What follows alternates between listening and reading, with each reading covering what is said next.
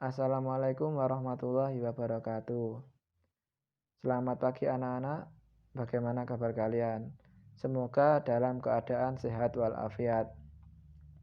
Tidak lupa selalu menerapkan protokol kesehatan COVID-19, 3M, mencuci tangan, menjaga jarak, dan memakai masker ketika keluar rumah.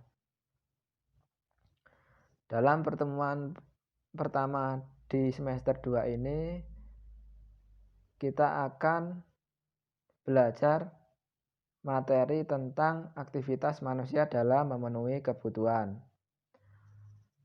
Adapun pembahasan yang akan kita bahas yaitu tentang kelangkaan dan kebutuhan manusia.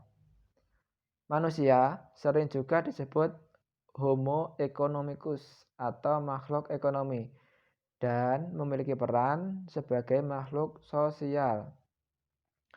Adapun maksud dari pernyataan ini yaitu manusia makhluk ekonomi atau Homo economicus adalah manusia dalam memenuhi kebutuhannya selalu ingin dipenuhi.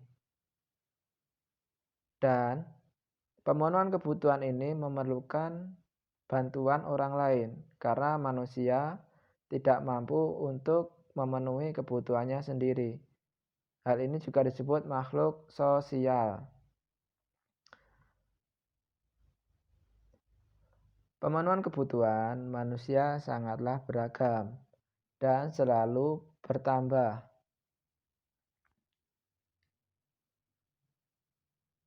Sedangkan barang, jasa, dan sumber daya alam yang untuk digunakan untuk memenuhi kebutuhan terkadang terbatas, bahkan langka. Kelangkaan ini dapat menjadikan masalah ekonomi. Kelangkaan sebagai permasalahan ekonomi manusia. Adapun definisi kelangkaan adalah suatu keadaan di mana jumlah sumber daya yang ada dirasakan kurang atau tidak cukup untuk memenuhi berbagai kebutuhan manusia.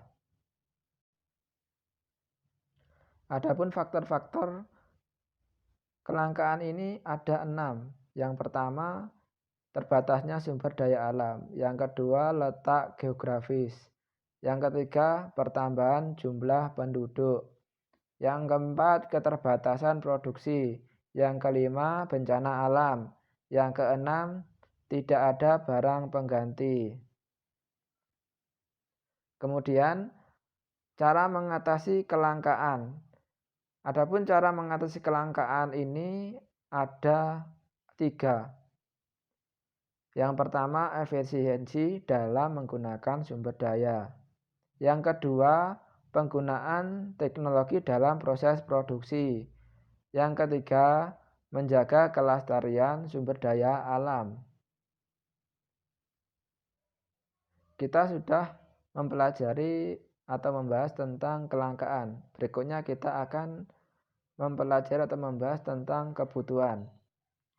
Adapun pengertian kebutuhan yaitu keinginan manusia terhadap barang dan jasa yang menuntut pemenuhan.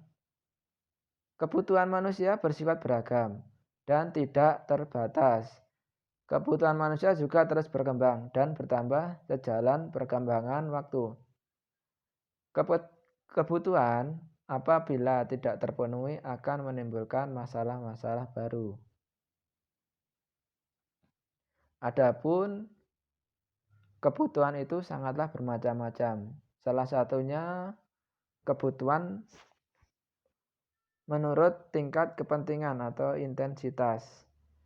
Kebutuhan menurut intensitas ini ada 3, yaitu kebutuhan primer, yaitu kebutuhan primer, yang kedua kebutuhan sekunder, yang ketiga kebutuhan tersier. Kebutuhan primer adalah kebutuhan dasar yang harus dipenuhi. Apabila kebutuhan ini tidak terpenuhi akan mengganggu keberlangsungan kehidupan. Contoh yang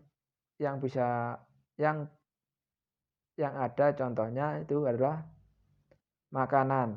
Yang kedua baju, dan yang ketiga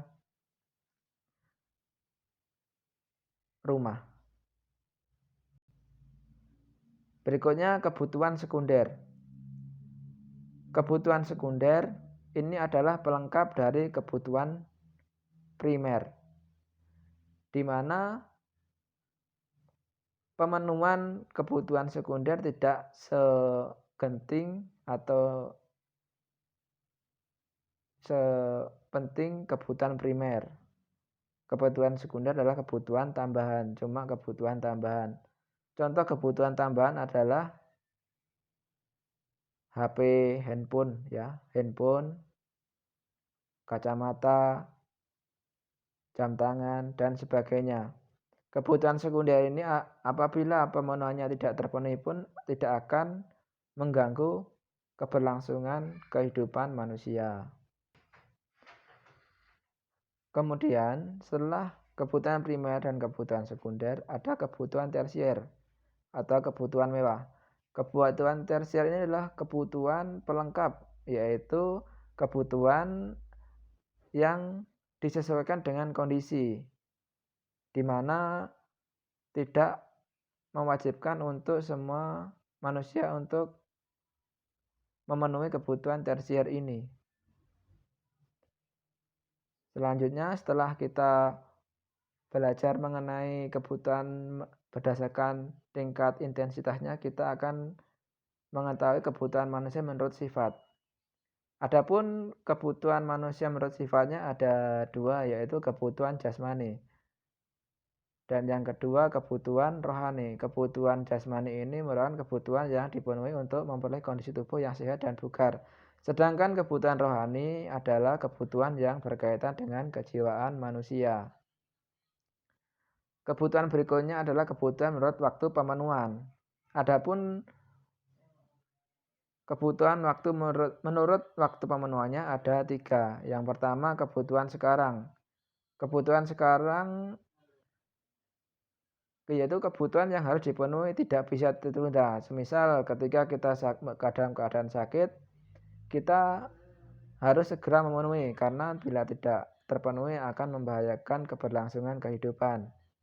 Yang kedua adalah kebutuhan waktu pemenuhan menurut kebutuhan masa depan, yaitu kebutuhan yang dapat dipenuhi di masa depan. Terus yang ketiga adalah kebutuhan sepanjang waktu, yaitu kebutuhan yang pemenuhnya dapat dilakukan sepanjang masa hidup manusia. Berikutnya adalah kebutuhan manusia menurut subjek yang dibutuhkan.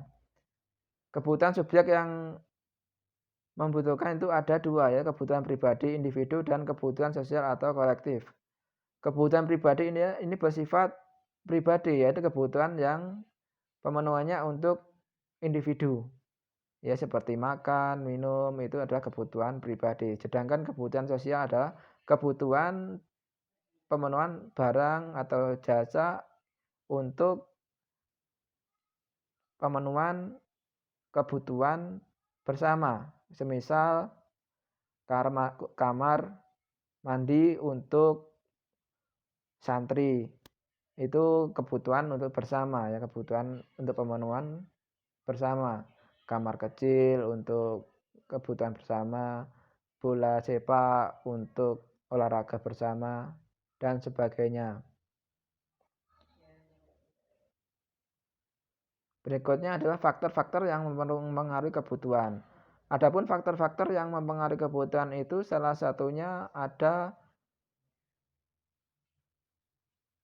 beberapa, yaitu jenis kelamin dan usia. Kenapa jenis kelamin dan usia merupakan salah satu faktor? Karena kebutuhan pemenuhan manusia berdasarkan jenis kelamin sangat berbeda, yaitu misal laki-laki dan perempuan. Kebutuhan baju perempuan sangat berbeda dengan kebutuhan baju laki-laki. Dan kemudian usia. Ya, kebutuhan usia berikutnya adalah tingkat pendapatan. Tingkat pendapatan mempengaruhi kebutuhan. Seperti ketika kita akan membeli HP, ketika pendapatan kita tinggi, pastinya kita akan memilih HP atau barang yang lebih bagus karena menyesuaikan pendapatan kita. Yang ketiga, tingkat pendidikan. Kebutuhan pemenuhan tingkat pendidikan ini juga sangat mempengaruhi karena tingkat pendidikan semisal anak SMP dengan anak kuliah. Kebutuhan akan laptop untuk belajar sangat tinggi pada jenjang perkuliahan, berbeda dengan jenjang SMP. Berikutnya lingkungan tempat tinggal. Berikutnya lagi kemajuan tempat tinggal, terus status sosial, perbedaan selera, dan gaya hidup. Demikian yang bisa saya sampaikan. Apabila kurang atau lebih, saya mohon maaf.